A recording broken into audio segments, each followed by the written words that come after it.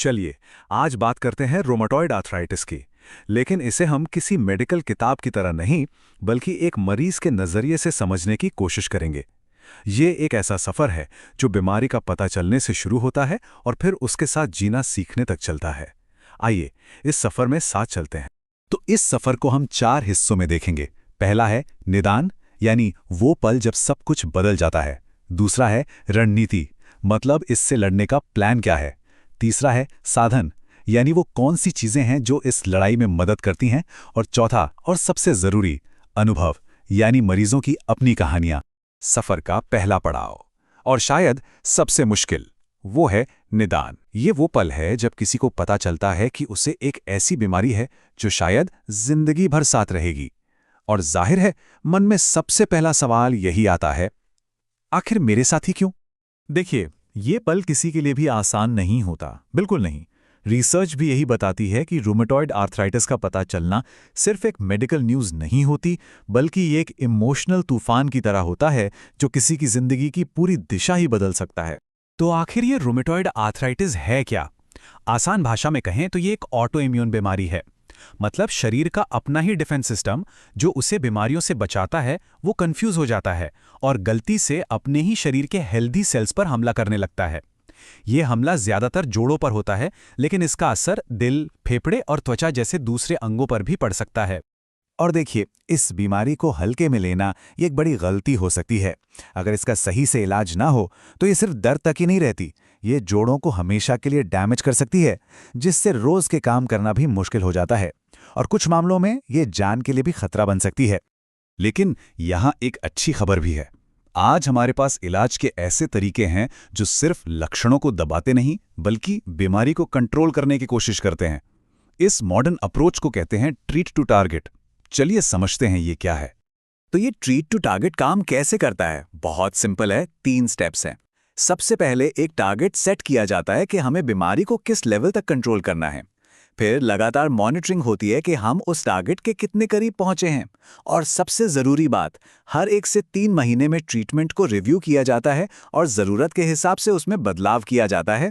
और इस रणनीति को कामयाब बनाने के लिए डॉक्टर्स के पास कह सकते हैं कि दवाओं का एक पूरा शस्त्रागार है। इसमें 3 तरह के हथियार हैं। पहले हैं पारंपरिक डीएमआरडीज, ये हमारे पैदल सैनिकों की तरह हैं। दूसरे हैं बायोलॉजिक डीएमआरडीज, जो एक्सपर्ट स्नाइपर्स की तरह सीधे सूजन पैदा करने वाले मॉलिक्यूल्स पर निशाना साधते हैं। और तीसरे हैं टारगेटेड डीएमआरडीज, ये जासूसों की तरह हैं जो दुश्मन के घर यानी सेल्स के अंदर घुसकर काम करते हैं। और हाँ, इन नई दवाओं में से एक का नाम बड़ा मजेदार है, JK इनहिबिटर्स। इसका नाम रोमन देवता जेनस के नाम पर रखा गया है, जिनके 2 चेहरे हुआ करते थे। ऐसा इसलिए क्योंकि इस दवा के प्रोटीन स्ट्रक्चर में भी 2 एक जैसे हिस्से होते हैं। है ना कमाल की बात? कभी कभी साइंस भी पोइट्री जैसी लगती है। लेकिन लड़ाई सिर्फ दवाओं से नहीं जीती जाती है ना। आरए को मैनेज करने के लिए एक पूरी टूलकिट होती है, जिसमें दवाइयों के अलावा भी बहुत कुछ शामिल है। ये वो चीजें हैं जो मरीजों को एक बेहतर जिंदगी जीने में मदद करती हैं। जैसे कि फिजिकल थेरेपी। इसका मकसद सिर्फ दर्द कम करना नहीं होता, इसके कई बड़े लक्ष्य हैं। शरीर की ताकत बनाए रखना, जोड़ों को ठीक से काम करने में मदद करना, और सबसे जरूरी, मरीज को इतना आत्मनिर्भर बनाना कि वो अपनी देखभाल खुद कर सके। दर्द से थोड़ी राहत के लिए 2 बहुत आम तरीके हैं। एक है थर्मोथेरेपी, यानी गर्मी से सेकना, और दूसरा है क्रायोथेरेपी, यानी बर्फ लगाना। अब सोर्स ये बताते हैं कि ये दोनों तरीके आपको टेम्परेरी आराम तो दे सकते हैं, लेकिन इनसे बीमारी पर कोई खास असर नहीं होता। मतलब ये इलाज के सहायक हैं, खुद इलाज नहीं। अब तक हमने बात की विज्ञान की, इलाज की, लेकिन अब बात करते हैं सबसे जरूरी पहलू की, वो है इंसान का अनुभव। आखिर ये बीमारी किसी की जिंदगी पर क्या असर डालती है? आरए का एक ऐसा लक्षण है जिसके बारे में ज्यादा बात नहीं होती, और वो है थकान। और ये कोई मामूली थकान नहीं होती।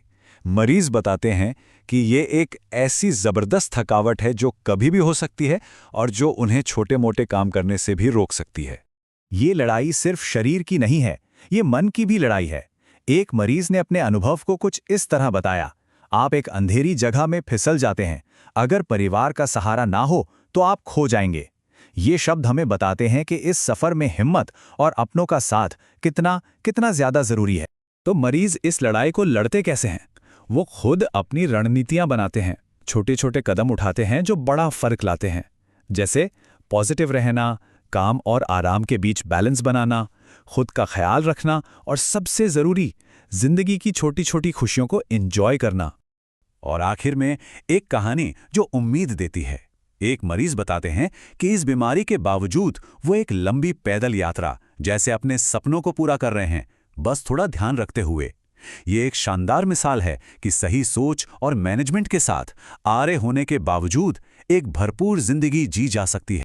तो हम आज की बात को इसी सवाल पर ख़त्म करते हैं, किसी लंबी बीमारी से लड़ने और साथ ही ज़िंदगी की छोटी छोटी खुशियों में आनंद ढूंढने के बीच बैलेंस कैसे बनाया जाए। ये एक कला है और ये सवाल सिर्फ रोमेटॉइड आर्थराइटिस के मरीजों का नहीं, कहीं ना कहीं हम सबका है।